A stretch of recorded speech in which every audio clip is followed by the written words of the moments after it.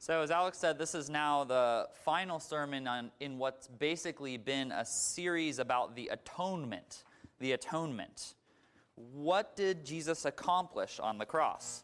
So when he cried out, John 19:30, Tetelestai, it is finished, what did he mean? What did he finish? And as we've seen over the weeks throughout Lent, the witness of the New Testament is that, well, he meant a lot of things. One, the cross was a decisive battle in which Jesus defeated sin and death. So sin is finished and death is finished. The cross was a ransom payment where the Son of God bought us with his own blood. It was very costly. So our purchase, your purchase, the purchase of your soul is finished. The cross was a kind of replay, or to use Bible speak, recapitulation. I know this is a kind of word you use every day in your households. This is Fox Chapel, after all. A recapitulation through which we recover what was lost in Adam. So the road to our recovery is finished and paved. And then the cross was an exchange. Jesus took our curse in exchange for his righteousness. And this is called substitution. Our substitution is finished. Jesus meant all of these things, and he meant a lot more. We've not been pretending to have all 4 or 5 definitive points about the atonement in this sermon series. We're just naming a few. There's a lot more we could say. But this morning I want to draw your attention to one theme that in many ways draws all of the others together into one. And it's not a coincidence that we're putting it at the very end on Palm Sunday. And to get at this theme, I want to start with this question. What was Jesus thinking about when he entered Jerusalem? What was Jesus thinking about as he was entering Jerusalem?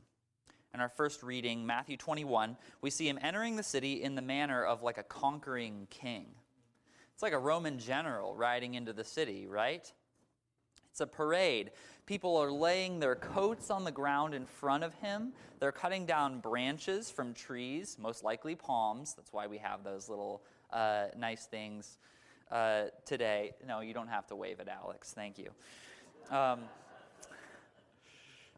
You're all going to drive me nuts for the rest of this sermon. I know it. They're cutting these branches, though, laying them on the road, and they're shouting, Hosanna, which means something like, please, God, save us.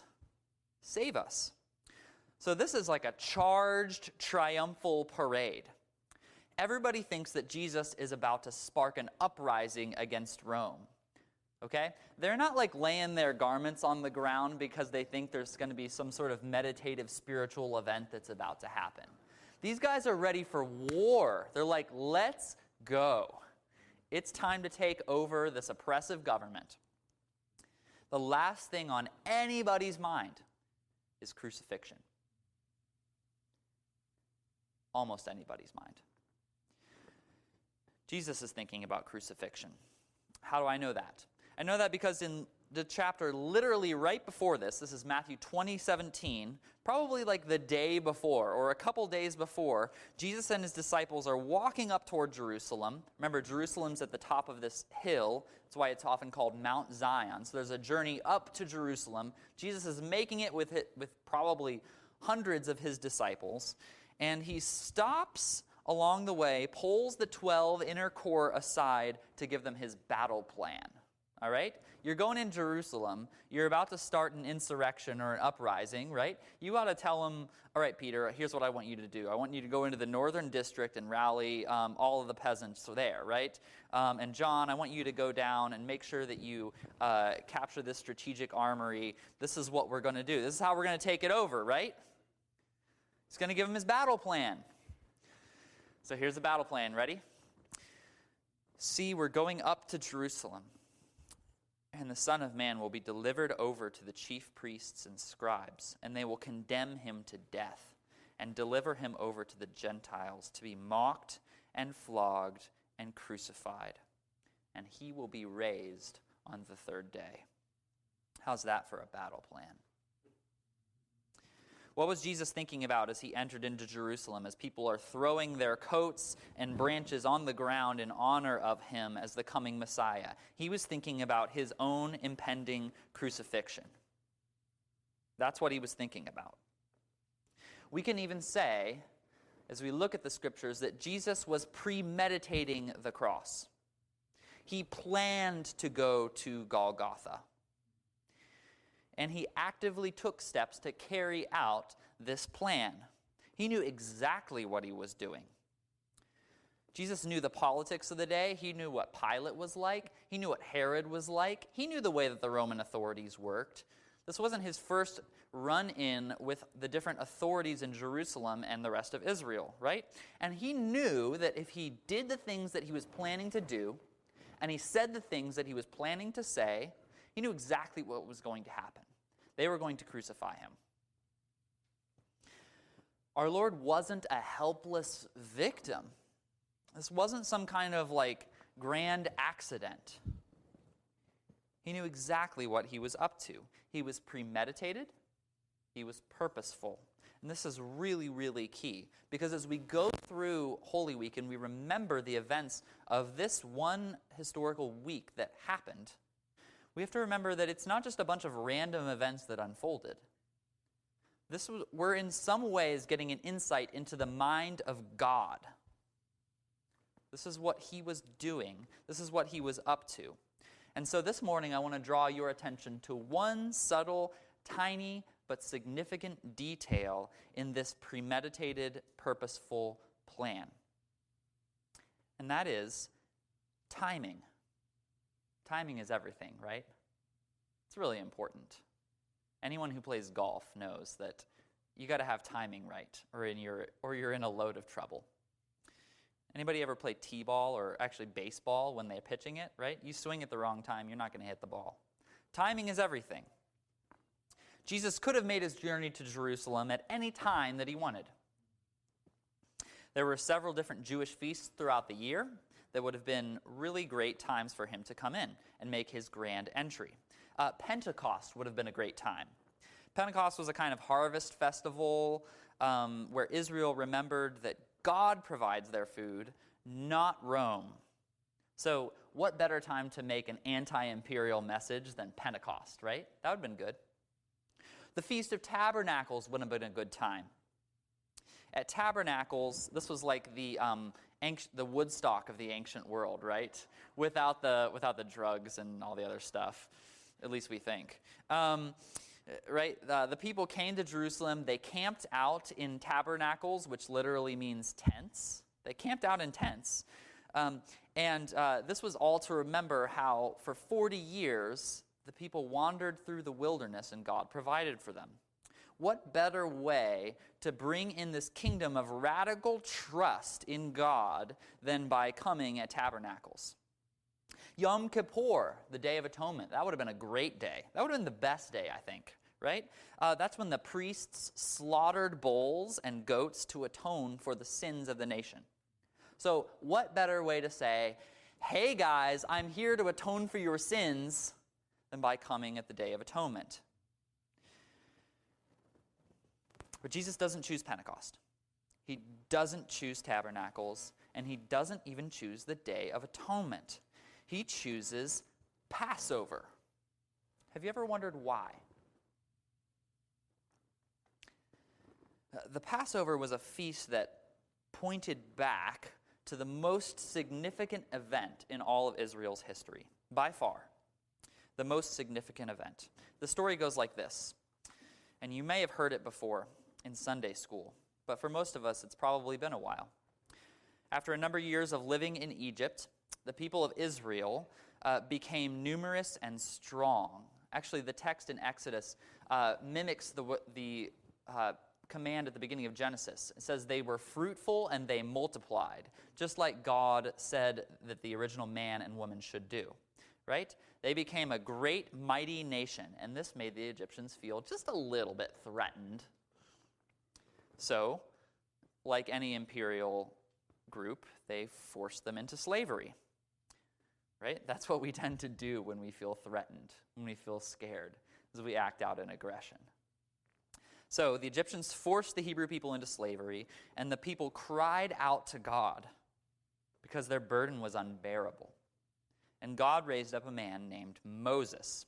And Moses went in and confronted Pharaoh, who was the king of Egypt, and demanded freedom for Israel to go out into the desert so that they could worship Yahweh, their God. And Pharaoh was super cool with this, right? Not so much, right? He was not okay with letting him go. So there ensues this extended showdown between Pharaoh and Moses, between the gods of Egypt, and there were many, and the God of Israel.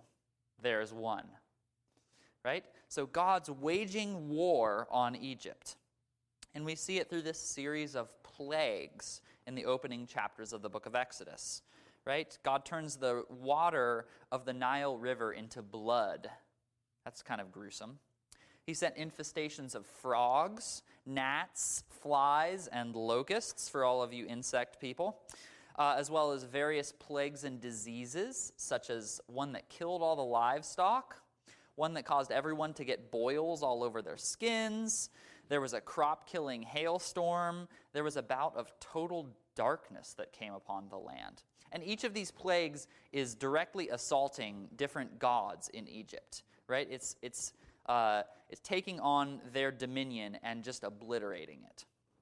And by the end of all of this, there's an utter social and economic disaster throughout all of the land of Egypt. They are ruined. And yet, in spite of this, Pharaoh would not relent. So, God says to Moses, "Yet one more plague I will bring. One more upon Pharaoh and upon Egypt. After this one, he will let you go from here." This is the final plague. "About midnight, I will go out in the midst of Egypt, and every firstborn in the land of Egypt shall die." Judgment is falling. And yet Israel is given a way out, right? That's the second lesson that Elizabeth kindly read for us. They get these very specific instructions. And if they follow them, God says he will pass over their house. And these are the instructions. Each family is to take an unblemished lamb. By the way, these instructions make no logical sense whatsoever.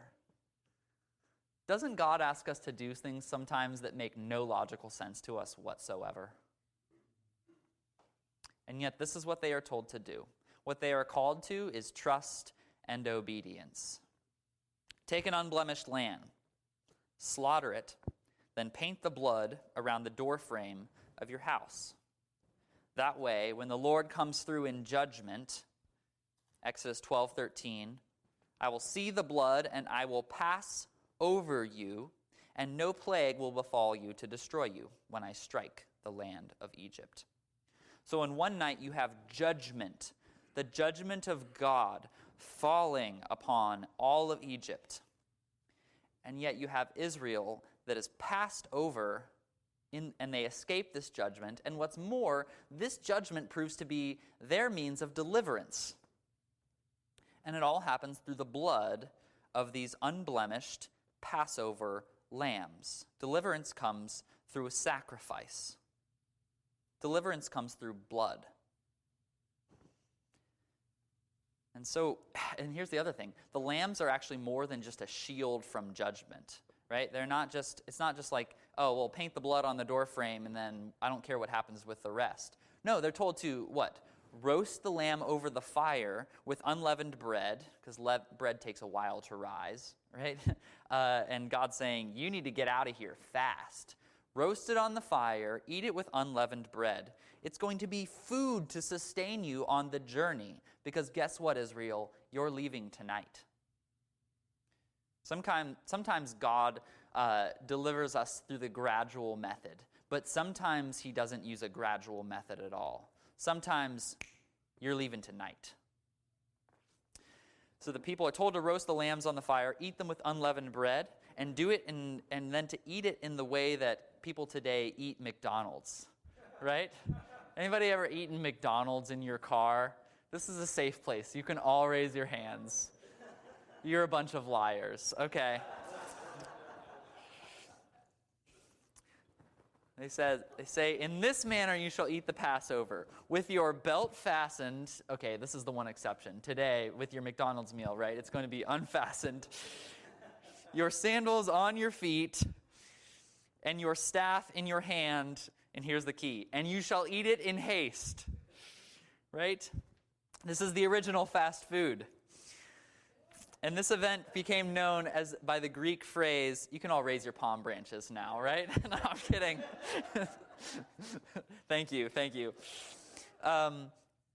This whole event, right, this quick deliverance, you're leaving tonight, this became known later on by the Greek phrase ex hodos. Ex means out, hodos means road or way. So the way out, the road out, the Exodus. The Exodus. And the Old Testament writers talk about this event, the Exodus, more than any other event in all of Israel's history. This is how, when I say this is the most significant event, I'm not just blowing smoke. This is mentioned more in the Old Testament than any other event. Through the Psalms, through the prophets, all over the place. They're recounting the story of the Exodus. And every year the Jews celebrated this Passover meal, just in the same McDonald's-style way, to remember how God was their Exodus. He was their way out of slavery and oppression. Year after year after year, they were to remember this. And yet by Jesus' day, they were again enslaved. They were again under foreign oppression. This time, it wasn't Egypt, it was Rome. And again, they were crying out for God to deliver them, just like the Hebrews did in Exodus. And that's why as Jesus is entering Jerusalem on a donkey and the crowds are laying the branches down in front of them, they're crying, Hosanna. They're saying, God, save us. Do it again. Jesus came to do it again. He understood that Israel needed to be delivered from Rome. He got that. But Jesus also understood that the problem was bigger than just Rome. Jesus understood that you can gain the whole world and yet forfeit your own soul. You can rule the world. You can be totally free. You can live in the land of the free and the home of the brave and still be a slave. Jesus didn't go to Israel or to Jerusalem to liberate the people from Pilate and Rome. He had much bigger fish to fry. He was going into Jerusalem to liberate all of us from sin and death, the underlying root problem that was causing all of these other problems that were stemming up. Right? So this is why, because he was coming to do this is why 2,000 years later, halfway across the globe, in a congregation in Fox Chapel full of a bunch of Gentiles, we are looking back on Jesus' final week. This final week, and we're saying that this event is the single most important moment in our history. That's what this is. This is the single most important event in our history. This is our way out. This is our Exodus. And you can see it playing out in people's lives in a million different ways. When you get at the root issues of sin and death that have plagued us from the beginning, then you see freedom crop up in 10,000 different places. I have a friend who found that Jesus to be his only way out of a heroin addiction. And he prayed, Lord, take this away from me, or I'm a dead man within a month. And the Lord did. I know a lot of people, and I would count myself in this group, for whom Christ was the way out of despair. For Christ was the one who opened the door to healing from mental illness, from trauma, from deep, deep shame. He was the way out. He's the Exodus. I can go on and on and on. I can't come up with enough pastoral metaphors or analogies or examples to spell this all out for you. But when the root condition is taken care of, the symptoms go away. Maybe not all at first, but they start to gradually over time wipe away. I know of so many people for whom Christ has been the way out of abusive relationships, because he's shown them that there's actually someone who cares for them and gives them dignity. The way out of hopeless grief. And in the end, the way out of death itself. And to be clear, I'm not making a metaphor out of the concrete historical event of the Exodus, right? Jesus wasn't making a metaphor out of the concrete historical event of the Exodus. I'm not saying here that we all have our tough little situations in our lives that kind of resemble the Exodus story if you really stretch it and perform the old classic preacher's trick, and that the hope of the gospel gives us all a little bit of moral courage to continue, right? That's a powerless message. That's a powerless message. If that was the best I'd have, I'd just say, just go fishing, man. I wouldn't be here. I'm saying this, that Jesus understood that the whole exodus from Egypt, this monumental deliverance, was just a small foreshadowing of a much greater exodus when God would break the back of sin and death once and for all. So, and Jesus went to the cross at Passover not only to signify that he was the one who was going to make this happen, but he went to the cross at Passover to make this happen. That's what he was doing. So he enters Jerusalem. He goes right to the heart of the city, right? As soon as the triumphal parade is over, he goes right into the heart of the city to where? The temple. And he's knocking over tables. He's cleansing the temple. He's saying, my house shall be called a house of prayer, but you've made it a den of robbers. This makes the authorities really mad. And that's actually, he's not just flipping out here. This is an act of prophetic judgment. He's saying, Israel, you were created for so much more. And then over the next few days, we see this showdown between Jesus and the authorities, not altogether different from the showdown that we saw in Exodus between Moses and Pharaoh.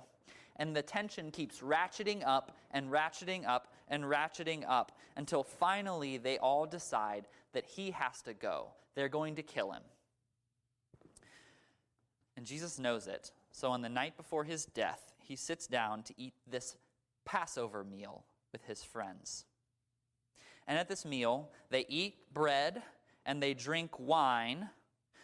You guys remember where they talked about bread and wine in our text, right?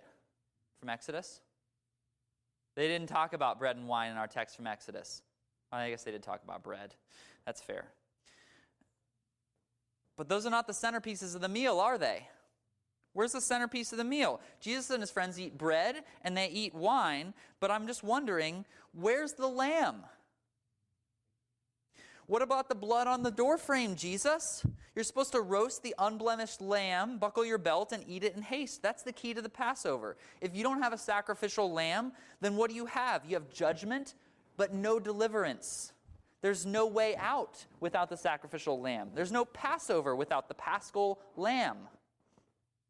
So where is it? Did Matthew miss out on this crucial detail? No, he was a Jewish tax collector. He understood the traditions better than anybody. Surely he didn't forget about the Passover lamb when Jesus is sitting there with his friends to eat it. He didn't forget about the Passover lamb. But you never hear it mentioned in this meal. It comes a few chapters later. And I'm going to read that account to you. And as we do, this is the close of the sermon, I want to stand together and read what Matthew says about the Passover lamb. So let's stand.